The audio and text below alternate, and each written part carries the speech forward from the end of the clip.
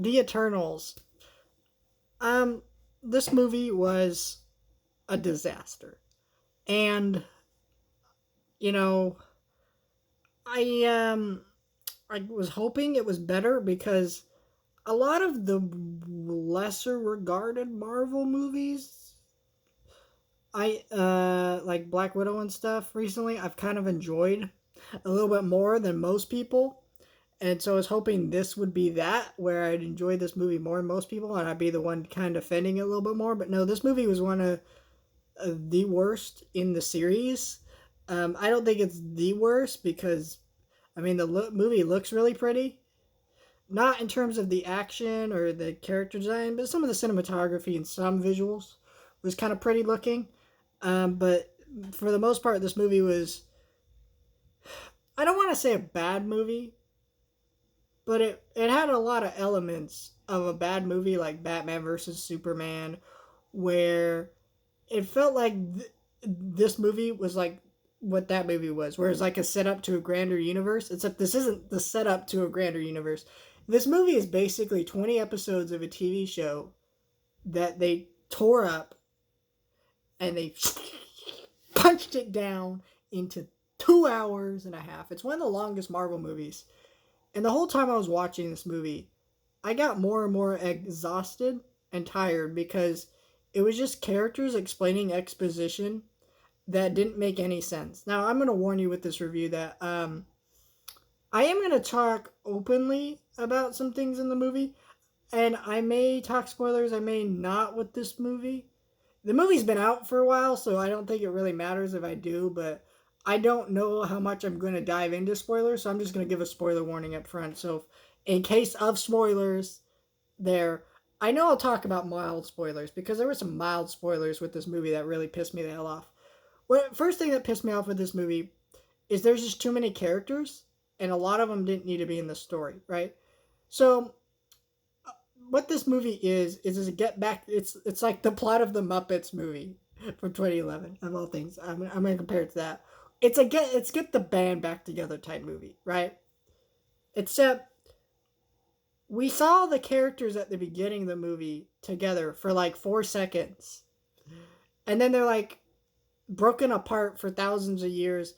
I don't understand any of these characters' relationships, but it's a get back to band back together type movie, right? So basically, what would happen is through the movie, they would go find one of them, they'd have a flashback or some exposition about this character's relationship. And there was really one or two characters that I enjoyed and I liked what their story.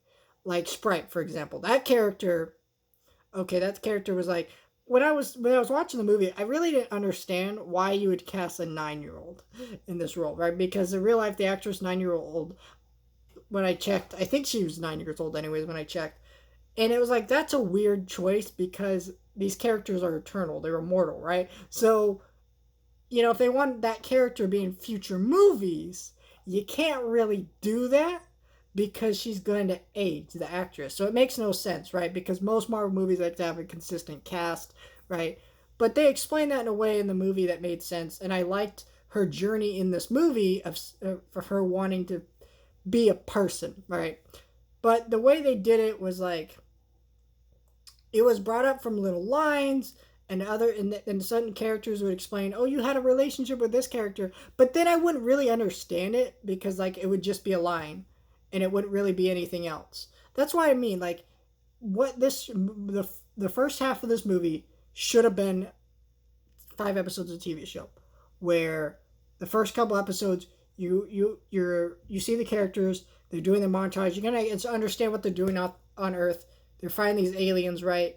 And then they break up by the end of the second episode, and then the third episode cuts to years later, and their problem reemerging, and then I have to get back together. Because at least then I could understand what these characters' relationships with each other.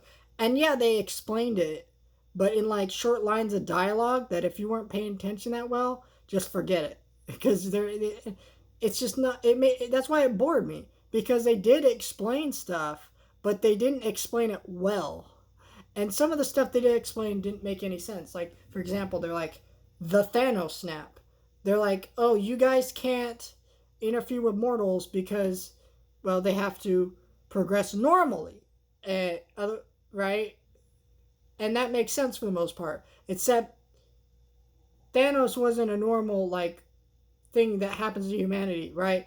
Purple God-mans don't walk around snapping half the universe out of existence like that. It didn't make any sense. Like, that's one of the biggest questions people have going in this movie, and it made the least amount of sense, which you'd think they put more sense into that part of the movie, considering everybody who's going to watch this movie. It's so important to everybody who's going to watch this movie. They even put it in the trailer. Someone asked them in the trailer, why didn't you help stop Thanos? And they don't really dive into it that much. And what they do say is utter bullcrap and doesn't make any sense. um, I like the gay black guy because he was pretty simple. I understood his basically relationship with these characters. He's like, I saw the dangers of humanity. I don't really want to deal with this anymore. I have a family now, and I just want to protect my family. Perfect. Understand that motivation. If the other characters had just had motivations like that, cool. There was a character who was twist to be a villain later in the movie. Didn't understand what made him be a villain and what his kind of deal was. Like, I kind of understood, kind of got the gist of it, but not enough to really, I was like, wow, that's a really conflicted character. This is an interesting moment in the story. Certain characters died in this movie. I felt nothing when they died because I'm sitting there going like, I don't understand what your relationship is. I don't understand what your deal is.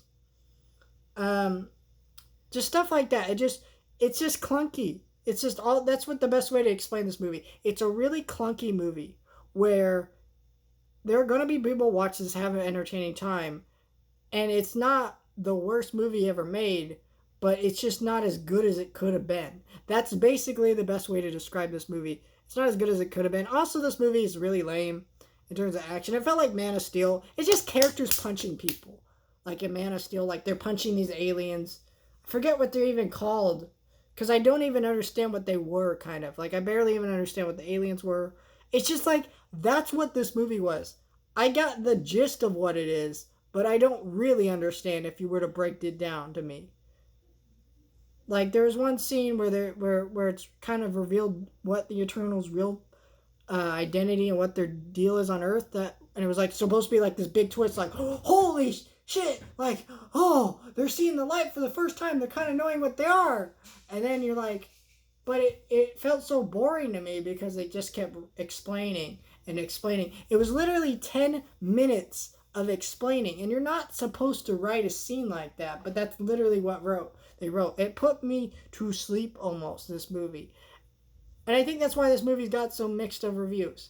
Because, on the one hand, if you like the Marvel lore and the Marvel universe, I guess this might be interesting to you.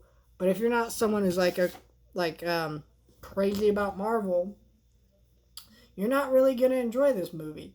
And it's also like, it's not like to say this movie's devoid of anything. Let's talk about my biggest criticism. The Bollywood star Indian dude. When they introduced him into the movie, I liked his character for a minute. Because I was like, okay. Because most of the characters were just pretty bland. They didn't really have a character.